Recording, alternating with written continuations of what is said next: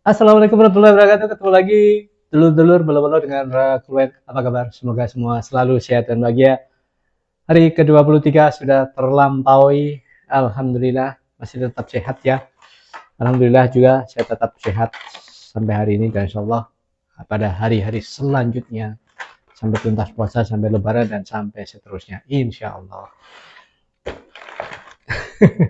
Setiap kali saya memegang benda semacam ini selalu saya tertawa. Kenapa? Ya seperti saya sampaikan pada hari-hari sebelumnya, ada antaran, lagi-lagi ada antaran.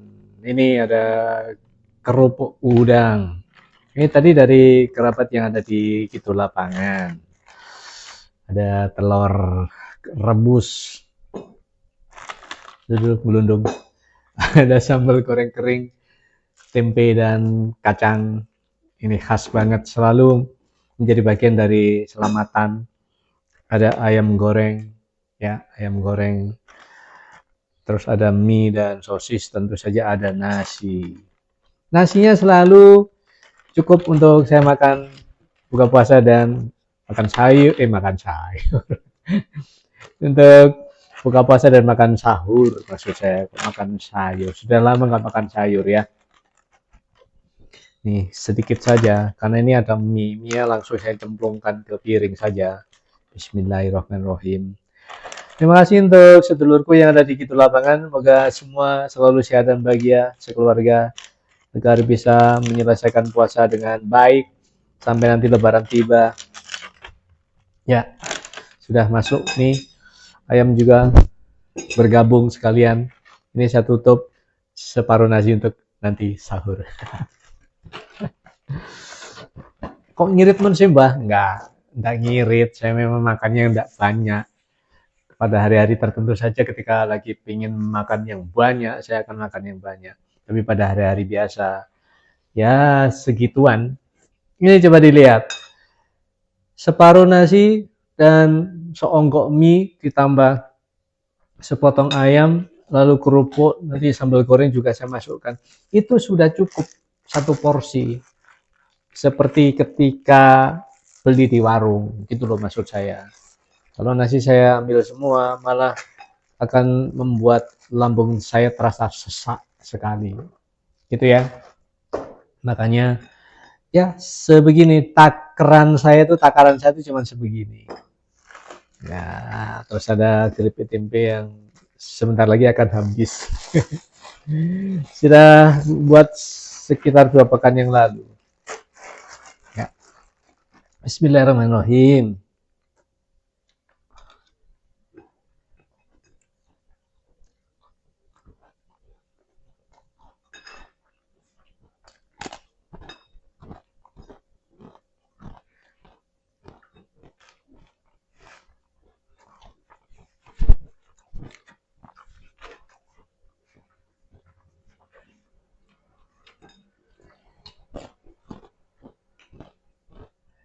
Hari ini saya akan lagi-lagi ngoceh tentang perkontenan ya.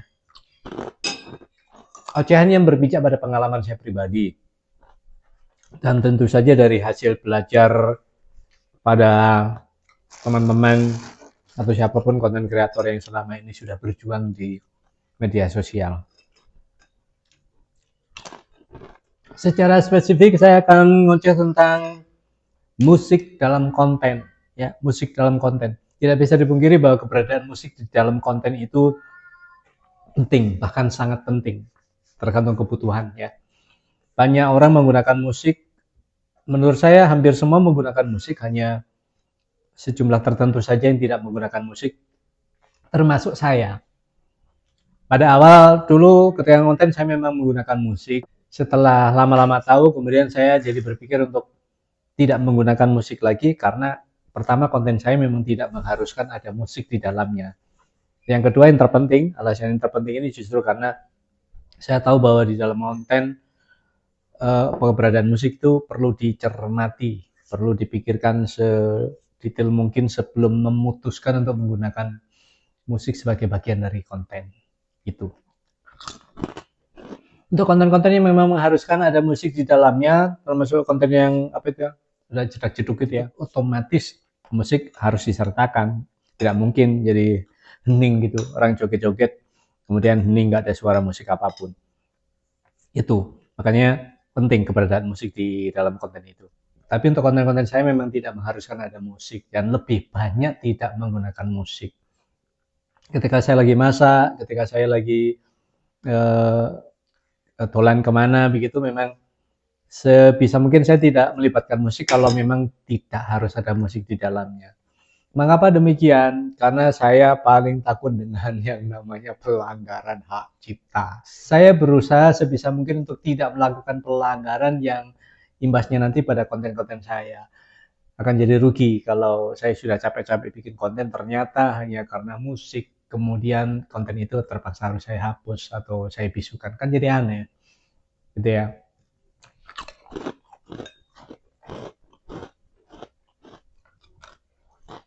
Memang banyak sekali video tutorial yang menyatakan bahwa pakai musik ini, pakai musik itu tidak melanggar hak cipta, bebas hak cipta dan seterusnya dan seterusnya.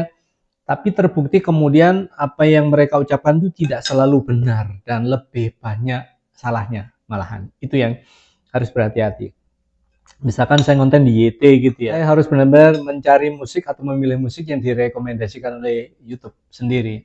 Karena terbukti kemudian sering terjadi dan saya pernah mengalami tidak aman. Kemudian konten saya dapat notifikasi yang menyatakan bahwa ada pelanggaran saya lakukan dengan musik tertentu. Sudah panik ya. Awal-awal dulu memang saya percaya. Ada yang menyatakan musik ini aman, boleh diunduh dan seterusnya. Tapi saya mohon maaf menjadi tidak percaya.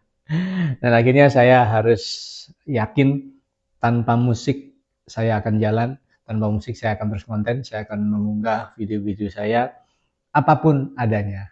Itu saja. Kalau terpaksa saya harus menggunakan musik, misalkan saya ngonten bikin drama gitu ya, alangkah lebih asiknya ketika di dalamnya ada musik latar gitu ya. Nah, saya tetap tidak akan mencari musik dari luar, saya akan mencoba sebisa mungkin membuat musik sendiri, entah dari petikan gitar yang saya mainkan secara bebas dengan chord-chord bebas, dengan lagu yang tidak terkait dengan lagu siapapun, atau saya bikin tetabuhan tertentu ya, nabuh-nabuh apa seolah-olah itu gendang dan lain-lain. Itu saja yang saya lakukan. Saya tidak akan pernah berani menyentuh musik karya orang lain karena berpotensi melanggar. Ini satu hal yang penting lagi yang perlu saya sampaikan setelah ini. Ini saya alami tapi saya tidak pernah tahu alasannya. Ya, ada musik-musik tertentu yang pada awalnya tidak melanggar hak cipta, aman-aman saja. Ternyata setelah sekian bulan kemudian ada pemberitahuan bahwa musik itu termasuk yang tidak boleh dipakai seenaknya. Artinya ada aturan-aturan tertentu yang kemudian muncul setelah musik itu saya pakai.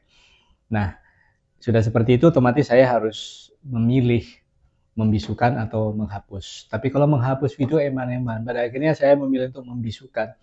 Hanya karena alasan mempertahankan jam tonton, saya terpaksa harus melakukan pembisuan itu walaupun terasa aneh. Tapi ya mau gimana lagi, eman-eman. Kalau saya hapus, otomatis jam tontonnya akan juga hilang, gitu ya. Nah, kemudian saya jadi lebih berhati-hati lagi. Setelah itu saya berjanji pada diri saya sendiri, apapun yang terjadi, saya harus membuat konten yang tidak melibatkan musik luar. Suatu saat nanti saya mungkin akan kembali membuat drama-drama tertentu. Nah, musik yang akan saya gunakan seperti yang saya bilang tadi, musik yang saya buat sendiri dengan petikan gitar ala-ala orang yang memang nggak pernah bisa mahir main gitar, asal bunyi saja. Tapi tidak masalah, yang penting saya memastikan harus aman.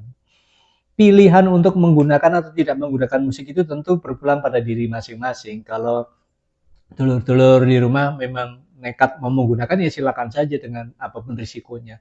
Tapi saya sudah cukup tidak mau lagi menanggung risiko apapun yang terkait dengan penggunaan musik milik orang lain. Ini sekali lagi dicatat, musik milik orang lain yang padanya tentu saja melekat hak cipta.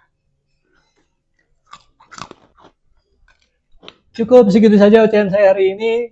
Syukur-syukur kalau ada manfaatnya. Kalau tidak ada manfaatnya, ya minimal bermanfaat buat diri saya sendiri. Terima kasih. Ketemu lagi lain waktu. Semoga kita semua selalu sehat dan bahagia. Wassalamualaikum warahmatullahi wabarakatuh. Dadah.